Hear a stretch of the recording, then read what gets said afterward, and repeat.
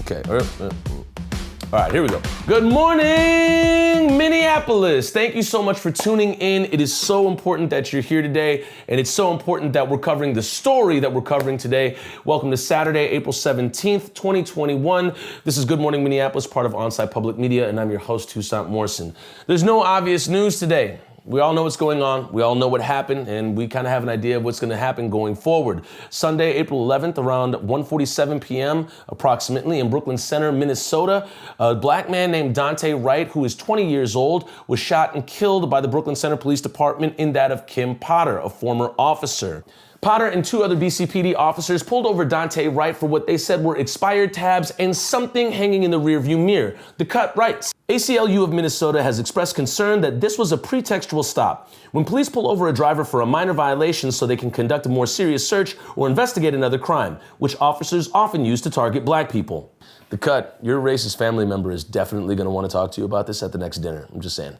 What happened next was nothing short of an abject failure and public embarrassment of SWAT, National Guard, the Brooklyn Center Police Department, law enforcement from as far away as Rogers, and the Sheriff's Department walling off Kim Potter's crime scene, preventing protesters from entering. Yep, just when you thought we were about to see justice for one name, they put another name on the docket. Getting back to what happened. Dante Wright was killed around 1:47 p.m. They cleared the crime scene around 7:30 p.m. Community members on site said they left the body there for hours. And the day after, less than 24 hours after the Brooklyn Center Police Department killed Dante Wright, they raised the blue line flag. New Republic writes, once again, police rally around their death-dealing power. Dante Wright was dead. Minnesota police raised a thin blue line flag, claiming their deadly force with the mark of pride. Does that sound inflammatory? Yeah. Were they wrong? Let me tell you something. For a state that's voted Democrat in every single presidential election since 1976, was the only state to vote Democrat in 1984, you'd think they would stand on liberal values. But just like any Scooby-Doo episode, you pull the mask off and behind it is some old crusty white man who's been the villain the whole damn time. That's what happened within the first 24 hours after the killing of Dante Wright. Here's what happened next. Kim Potter claimed that she thought she was reaching for her bright yellow taser that weighs a lot less than her Glock 22 that she ended up reaching for and shooting Dante Wright and killing him with. Now you'd think that somebody who's been on the force for 26 years, approximately 6 years longer than Dante had been alive, would know the difference between her taser and her gun. And she's also the president of the police union. You'd think that they would know this. Hold on, it gets weirder. In April 2017, a Fridley community newsletter wrote this. Officer Potter wore many hats throughout his time with Fridley. He served as an instructor or trainer in areas such as field training, use of force, the Explorer program, firearms, taser use. Wait, what? Taser use? Taser use? The officer that they're referring to is not Kim Potter. They're referring to Jeffrey Potter, Kim Potter's husband. Kim Potter shot and killed Dante Wright, 20-year-old black man, claimed that she thought she was reaching for her taser gun, is married to former officer Jeffrey Potter, who teaches taser gun use. I can't make this up. This slowest evolving John Grisham novel. Kim Potter was also in the act of training two other officers when she shot and killed Dante Wright. Do you know who else was a training officer? And this is what the defense attorney said recently. And you will learn that Derek Chauvin did exactly what he had been trained to do over the course of his 19-year career. Blank slate. Kim Potter, former officer of 26 years, former police president of her union, former instructor for police officers, married to a former police officer who teaches taser gun use. Do you think she knew her left from her right? Let's talk about who's involved. Earl Grey, an old white man, if his name didn't already indicate so, is back. He was the defense attorney for killer cop Geronimo Yanez, the defense attorney for now killer cop Thomas Lane. We're not saying Earl Grey profits from the public executions of black people, but Earl Grey is staying busy. And now he's the defense attorney for killer cop Kim Potter. And then there's Tim Gannon, the former police chief of the Brooklyn Center Police Department, who was quoted in June of 2020 saying in a conversation with the mayor of Brooklyn Center, Mike Elliott, "What I saw by that police officer is not what I believe our profession stands for. It's not what I believe I've trained my officers to do. It's not what I've been trained to do," talking about Derek Chauvin. Well, that's aged like fine orange juice left out in the sun, because Tim Gannon was quoted by Newsweek from this past week saying, On Monday, Gannon told reporters that he had no plans to step down if there were calls for his resignation and stood by his department's response to protests. The department deployed tear gas on Sunday night amid civil unrest that was sparked by Wright's death. When pushed about the response, Gannon confirmed he wouldn't have done anything differently. Less than 24 hours after that statement, Gannon was found cleaning out his office and returning his blue line flag back to Grayskull where he found it. Whew, there is nothing like watching a stubborn cop having to acquiesce to the people and cry into his blue line banner later that night. But you know what? The good news for Tim is less than half a mile away from the Brooklyn Center Police Department is Topgolf. So instead of taking out your cognitive dissonance on black communities, you can now find your one wood and take it to the driving range. Topgolf, it's not just for the family anymore. It's for old, racist, retired cops. Say hi to Bob Kroll for us, Tim.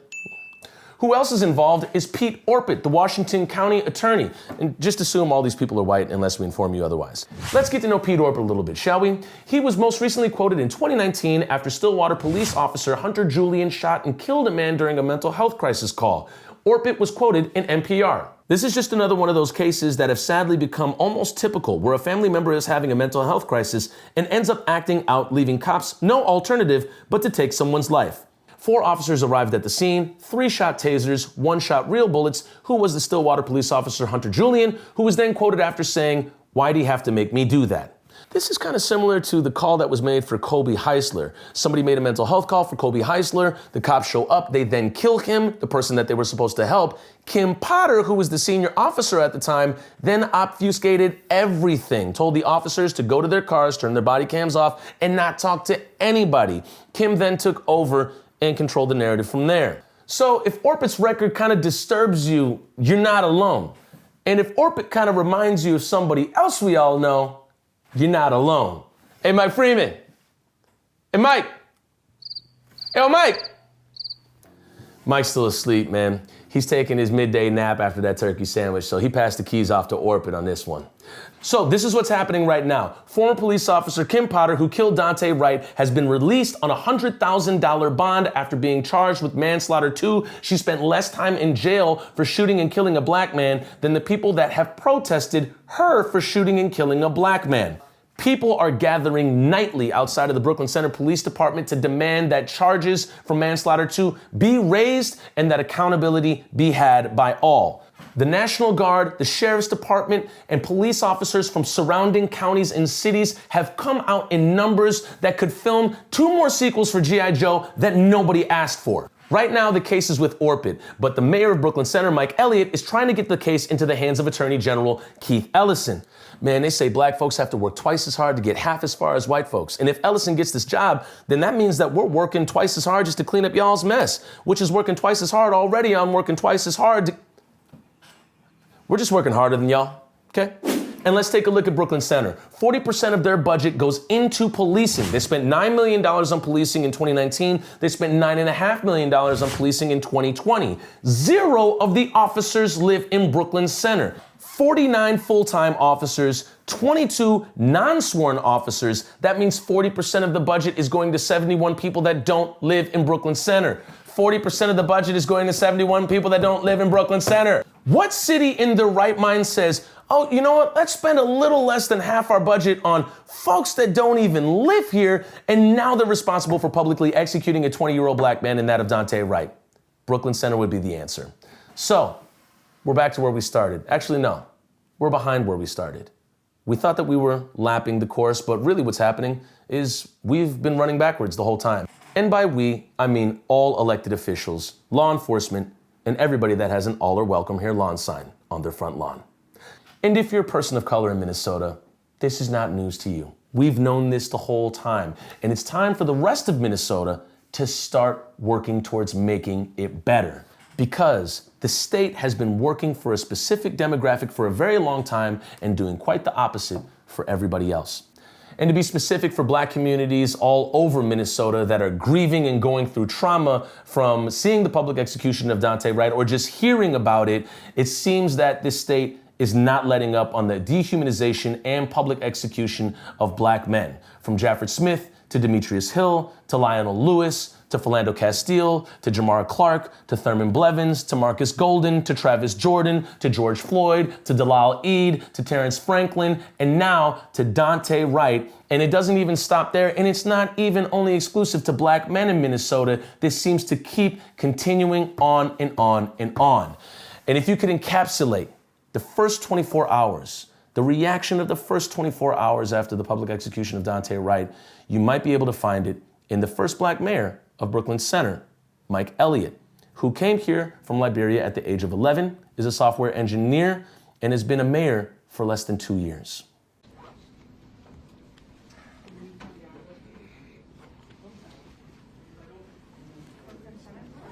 All right. All right. Hello, everybody. We're going to go ahead and get started. My name is Mike Elliott. I'm the mayor of Brooklyn Center.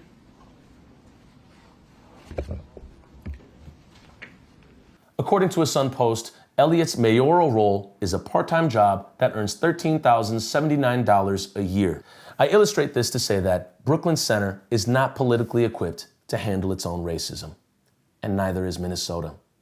Mike Elliott, as I said before, is the first black mayor of Brooklyn Center, which has come a long way from when it was founded in 1911 by Earl Brown, a white man who was a member of the KKK. Earl Brown's name can be found on streets in Brooklyn Center and on the Heritage Center in the middle of town. 1911 seems like a long time ago, or not. That'll do it for us here at Good Morning Minneapolis. Thank you so much for tuning in. And no, Chicago, we have not forgotten about you. We'll be speaking about Adam Toledo in the next episode. Our work is never, ever, ever, ever